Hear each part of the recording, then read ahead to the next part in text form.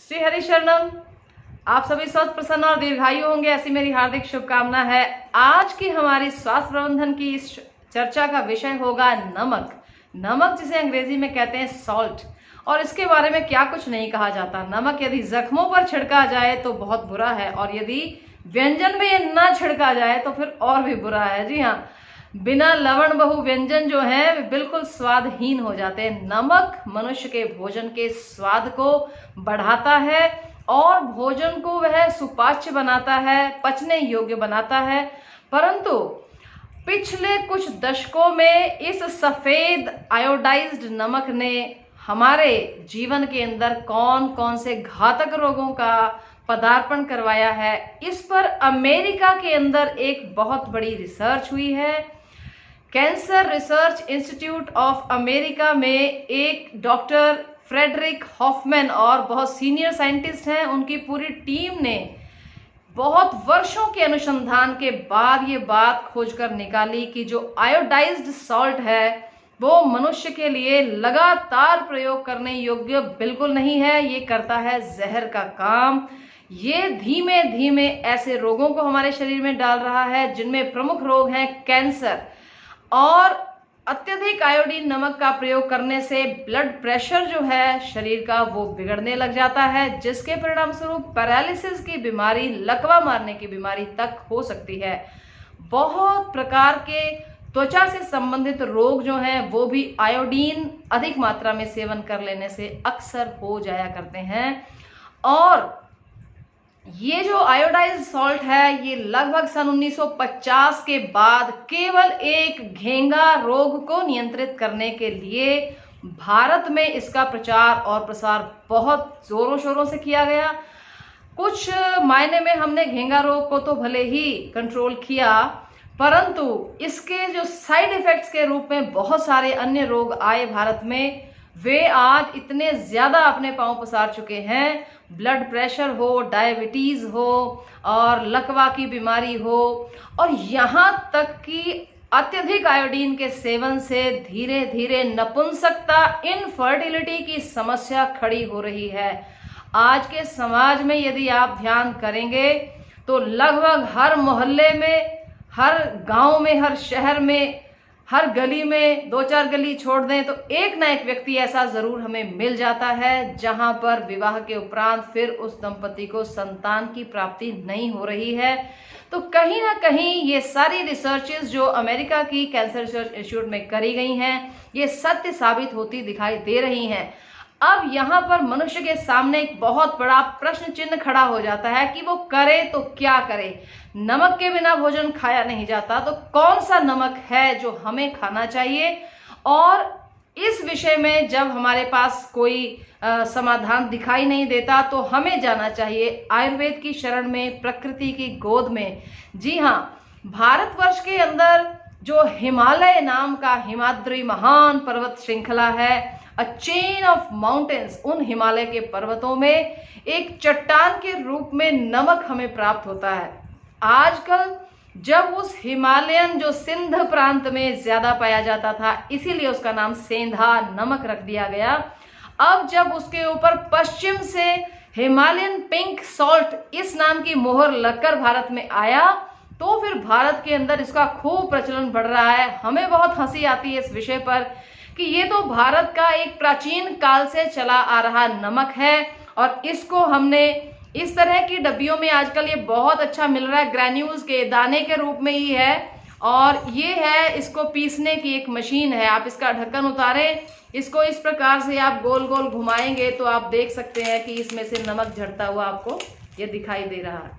इस तरह से आप नमक के ग्रैन्यूल्स इस पेपर मिल के अंदर लाएं और अपने घर में ही आप ताज़ा नमक जो है वो पीस करके प्रयोग कर सकते हैं।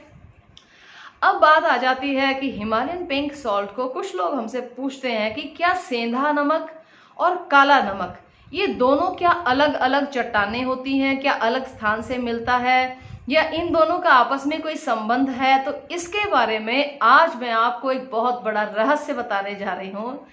रहस्य इसलिए है कि बहुत से लोग इस बात से अनभिज्ञ हैं। सेंधा नमक जो है वो हिमालयन पिंक सॉल्ट को कहते हैं, जो कि मैं आपको यहाँ पर दिखा रही हूँ। ये देख लीजिए, ये इस तरह से ग्रैन्यूल्स में हमने पेपर मिल से इसको पीस लिया है। ये जो सेंधा नमक है, इसी सेंधा नमक को काला नमक में कन्वर्ट करना, ये एक आयुर्वेद का बहुत अनुपम और अद्वितीय देन है मानव समाज के लिए, मानव जीवन के लिए। काला नमक की चट्टानें कभी प्राकृतिक रूप से नहीं मिल रही हैं।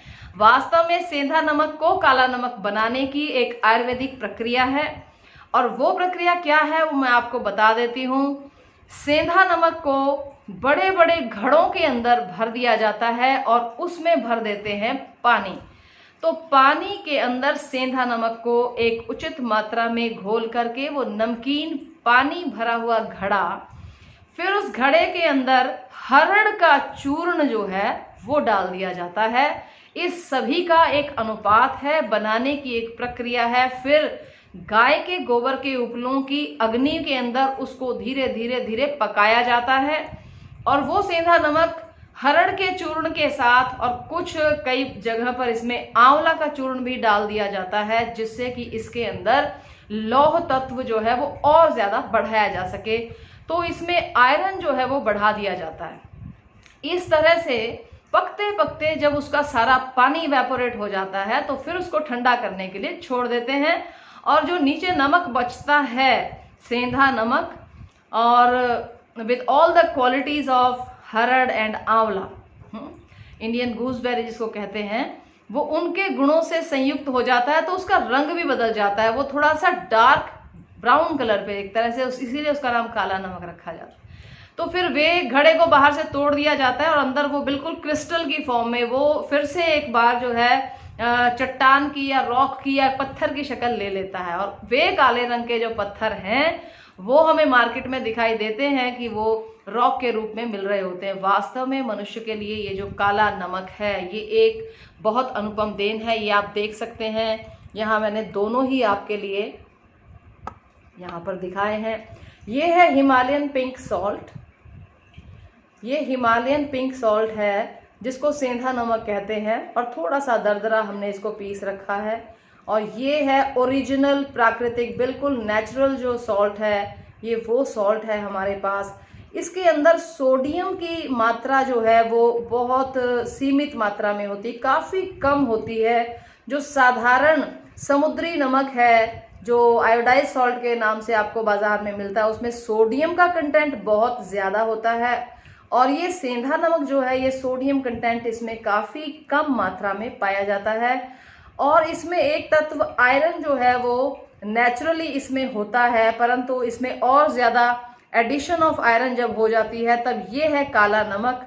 जी हाँ, ये काला नमक है। इसी सेंधा नमक को पानी में भिगो करके और हरड़ और आंवले के चूर्ण के साथ इसको खूब पकाते हैं जब तक कि सारा पानी इवेपोरेट हो जाए। नीचे जो बच जाते हैं डलियां, वे डलियां फिर इस काले नमक की डलियां बनती हैं। इस काले नमक को फिर चक्की में, पत्थर की चक्की में इसको पीस दिया जाता है। ये काला नमक स्वभाव से शीतल, ये बिल्कुल जो है ठंडी तासीर का नमक कहा जाता है, एक मसाले की कैटेगरी में आता है। तो ये काला नमक जो है ये वास्तव में मनुष्य के सेवन के लिए सबसे उत्तम नमक है।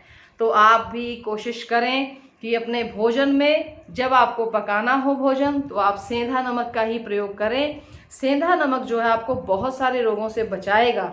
और रही बात आयोडीन की, तो जितनी मात्रा में आयोडीन हमें चाहिए है घेंघा रोग से मुक्ति पाने के लिए, तो उतनी मात्रा में आयोडीन तो हम जितनी सब्जियां और जितने फल खा रहे हैं उसमें वो एक माइक्रो न्यूट्रिएंट है, कोई मैक्रो न्यूट्रिएंट तो है नहीं आयोडीन की। हमारे शरीर को उसकी बहुत ज़्यादा डेली रिक्वायरमेंट है।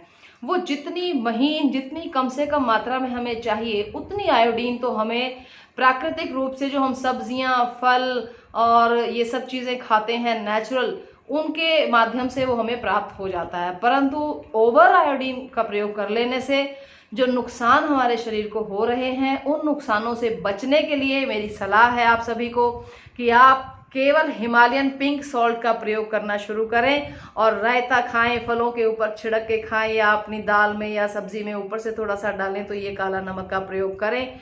ये काला नमक वो है जिसने इस प्राकृतिक नमक के अंदर और ज़्यादा औषधीय गुणों को भर दिया है। तो मेरे विचार से नमक के बारे में आपकी सारी जो संशय हैं, जो आपकी सारी क्वेरीज हैं, वो यहाँ पर मैं समझती हूँ पूरी हो गई होंगी।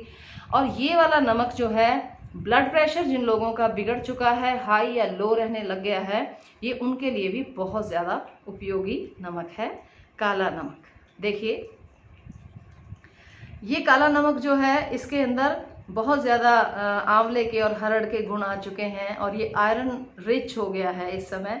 तो ऐसा नमक जो है एनीमिया के रोगों के लिए भी बहुत ज़्यादा फायदेमंद है। आप इसका भरपूर जो है प्रयोग करें। हाँ, नमक है तो सीमित मात्रा में ही खाना चाहिए। अगर ज़्यादा डाल दिया जाए तो नमक तो जहर का काम भी करता है। तो आयोडाइज नमक का कम से कम प्रयोग करें और सेंधा नमक और काला नमक को बनाएं अपने जीवन का हिस्सा और सदा रहें स्वस्थ और निरोगी और सैकड़ों ही बीमारियों को अपने से दूर भगाएं। हरि ओम, धन्यवाद।